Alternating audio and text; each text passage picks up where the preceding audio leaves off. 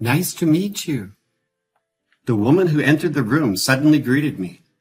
If I were to marry her, the debt my father left behind would be written off. However, there was a scar on her face. What's most concerning above all else is the presence of my father. Are you sure this is okay? When I asked her, she felt silent for a while.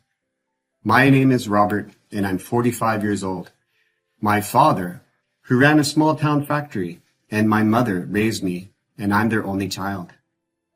My father had a strong desire for independence from a young age and started a metal processing factory in his mid-20s. However, the business performance was not good, and he used to argue with my mother every night. When I entered junior high school, I learned that our family business was really on the verge of collapse. I knew there were things that I should give up on, no matter how much I thought about it, but still, my father never gave up hope and always smiled in front of me. Even though I knew that our poor living conditions were solely due to my father's actions, when I saw him working hard, I couldn't truly resent him. Then, I also started helping out at the factory and realized that I like precision work like machining and that was something that runs in the family. If possible, I would like to pursue the same profession as my father. However, I didn't know how long this factory would last. With such a conflict in mind, I studied at an industrial high school, and when I went home, I helped my father at his factory. I spent my days doing things unrelated to school club activities and a love life. In my last year in high school, most of the students had started looking for a job, but I was going to take over my father's factory. However, my father was vehemently opposed to it and said, "It's not such an easy world. Get some experience at other companies at least." That's what he said. If we were in the same industry, it would be the same working here or there. I thought. I tried to persuade him many times, but he didn't let me. At the time, I thought that it was because of my own lack of ability. But looking back now, maybe he didn't want me to go through the things he went through. After that, I left home as if we'd had a fight. I got a job at a steel mill in a neighboring city and worked very hard. I remember being scolded by my seniors often, as my father's idiosyncratic way of doing things had become ingrained in me since childhood. As for my father, he was still running his business on the edge. He was a kind-hearted manager who clung to the outdated notion of quality over quantity and did not prioritize profits. He was being recognized for his technical skills, and he was even offered a merger, but he stubbornly refused due to concerns about a potential decline in quality. He was extremely stubborn, and I couldn't say anything because it was too frustrating. I didn't have the luxury of worrying about my parents. I was so occupied with my daily work that love and marriage were never on my mind in my 20s and 30s. Before I knew it, I had hit my 40s, and only then did I feel like I had become a fully fledged adult. And now, my own parents were starting to weaken. My father suddenly collapsed in the heat of August and passed away in his hospital room the following winter. The load from overwork must have come all at once.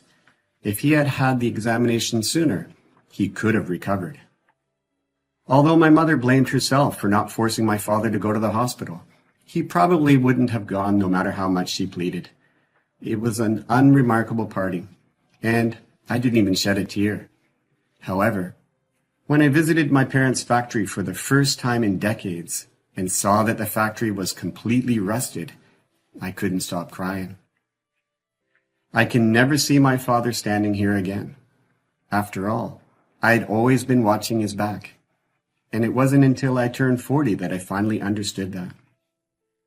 However, if this was the case, there was no choice but to close down the factory. Of course, I wanted to take over and somehow rebuild it, but it was not realistic. I'd just follow my father's wishes and do my own thing. Just as I thought I had everything figured out and was looking ahead, unexpected events began to unfold in my life. It all started with my father's death, which even my mother was unaware of. He had borrowed tens of thousands of dollars from a factory owned by his acquaintance a long time ago.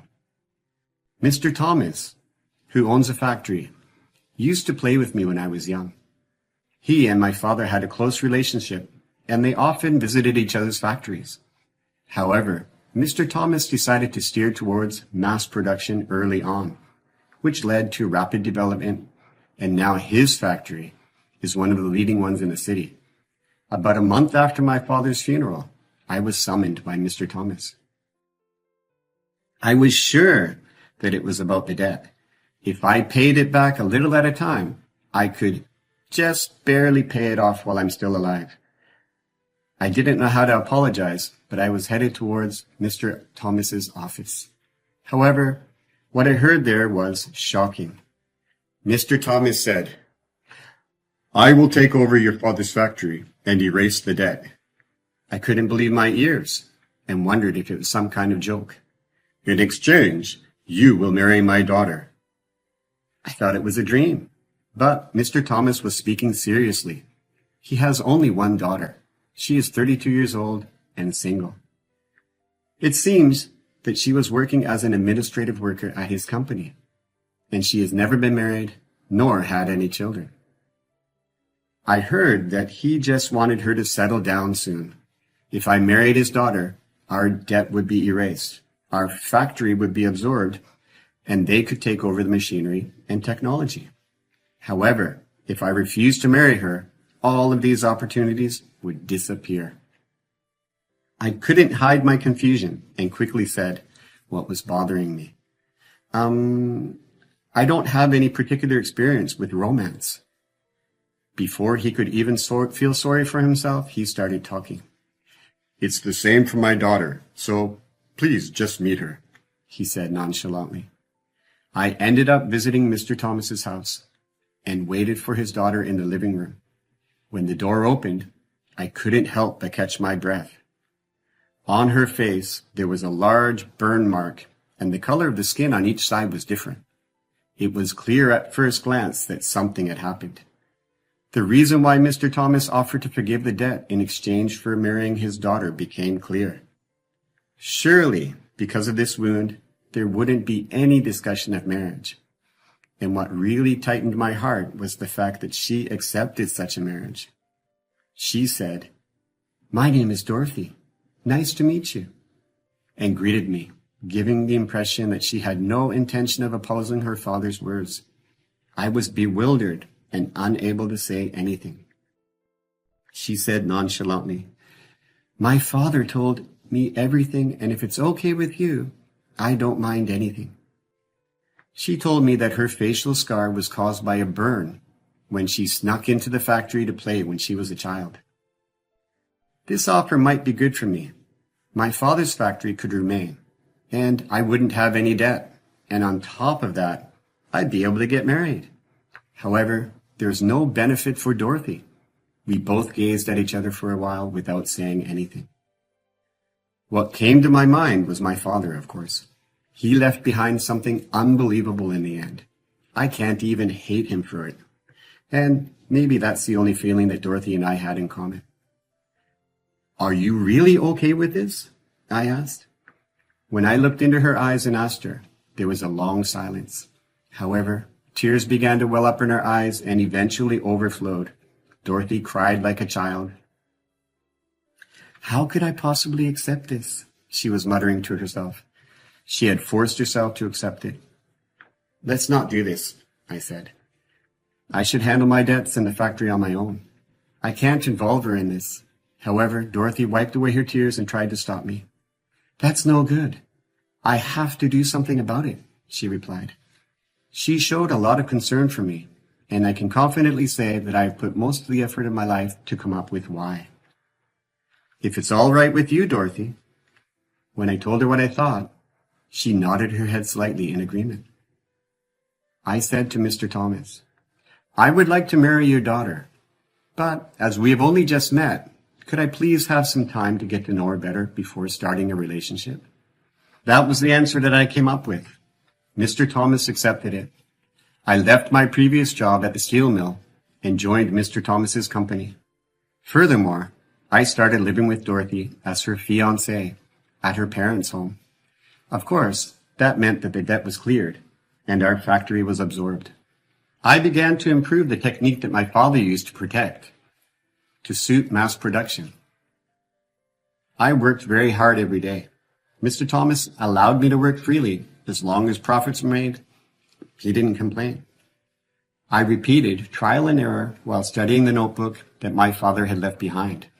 My father had looked pitiful to me, but I realized that he had an incredibly delicate and genius-like skill set. And when I returned home, Dorothy would be waiting for me, having prepared a meal, and we would enjoy a lively meal with Mr. Thomas and his wife. "I'm looking forward to the wedding ceremony," Mr. Thomas said, and laughed. Both Dorothy and I laughed as well. Dorothy called out to me from our bedroom, "Aren't you coming to bed yet?" I continued working while replying, "It's for the two of us, you know." "Thank you very much," Dorothy replied. While murmuring so, Dorothy closed her eyes. There are my work clothes that she had ironed. Every time I see them, I remember my father and mother. Then time passed, and before I knew it, 3 years had gone by. Today, we had a family dinner at Dorothy's house, even with Mr. Thomas, who usually doesn't eat with us. "Cheers to Robert's great success," he said. Mr. Thomas poured me a glass of beer. Over the past 3 years, I proposed a new processing line, utilizing my father's techniques, which resulted in a significant profit for the company.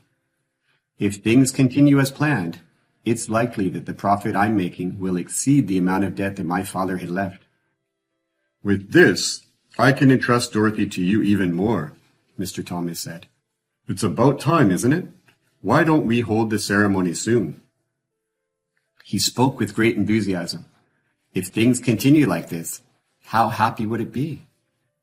However, everything I have done so far has been for this day. "Mr. Thomas, we're not going to get married," I said. I looked Mr. Thomas straight in the eye, and Dorothy, who was sitting beside me, had a similar look in her eyes, but her hands were shaking. I felt the same way. In the meantime, I would make enough profit to cover my debt and inherit my father's skills. And when that was accomplished, I would confess everything to you. I couldn't think of any other way to achieve my goal and to give Dorothy the freedom to marry. Of course, I haven't laid a finger on Dorothy for the past 3 years. However, Mr. Thomas was watching us, so we shared the bedroom. But being a fiancé had to be an act. Both she and I didn't try to get too close to each other. Mr. Thomas was shocked, of course. I had expected to be scolded, but my prediction was completely off. Mr. Thomas actually apologized to Dorothy. "I'm sorry for what I did." Dorothy had never rebelled against her father before. Mr. Thomas may have reflected on his own arrogance when he saw her strong expression. Mr. Thomas allowed us not to get married and even said that I could stay in his company and could start my own business if I wanted to. We had been lying for the past 3 years. When I first met her, I proposed to her that we lie to you and pretend to get married while we put our actual marriage on hold. In addition, Mr. Thomas apologized to Dorothy for having imposed his own ideas on her until now. "I'm sorry for everything up to now. Please live freely from now on." Dorothy was shedding tears as she heard her father apologize. With this, she will be able to lead her life based solely on her own will. After that, I decided to stay at the company and continued working. However, I couldn't continue living in Dorothy's house, of course. On the last night I spent with Dorothy, the distance between us remained as wide as ever. "Thank you very much," she said. Dorothy thanked me just as when we first met, but her expression seemed brighter and more relieved. She continued, "When you first made that proposal, I honestly thought that it was impossible. But you did manage to accomplish everything." I said, "It's all thanks to you, Dorothy, but actually, I haven't achieved everything yet." I faced her and went a little closer. She was a little bit surprised and braced herself. I had decided to achieve my real ultimate goal. I wasn't really thinking seriously, but over the course of 3 years, my thoughts had become focused solely on this. Dorothy, would you marry me? I had been constantly reminded of her beauty and kindness, and the scar on her face never bothered me at all. I was simply supported by her heart. When she is able to make her own decision on who to marry, I would propose to her. That became my true goal. She gazed at me in surprise. Of course, now that things had turned out this way, she had the right and perhaps even the courage to refuse me. Nevertheless, I wanted her, someone who has become free to choose me. If getting married is what you really want, then I'm happy to, I said, and she nodded. Then she moved a little closer to me. My eyes were filled with tears while I saw her crying. I couldn't stop the tears anymore, and I remembered my father, with the only a different kind of gratitude than before. 1 year later, we got married. I still remember Mr. Thomas's surprised face when we told him that we were getting married. I'm still working under Mr. Thomas's care. Now, my father's skills are at the forefront of the industry. He's probably laughing shyly in the afterlife. Aren't you coming to bed yet? Dorothy murmured next to me. I still want to work. I was just about to say, but yeah. Shall we go to bed now? I held her hand. I never thought that the day when I would have my own family would come, but perhaps my father would have wanted to see me like this.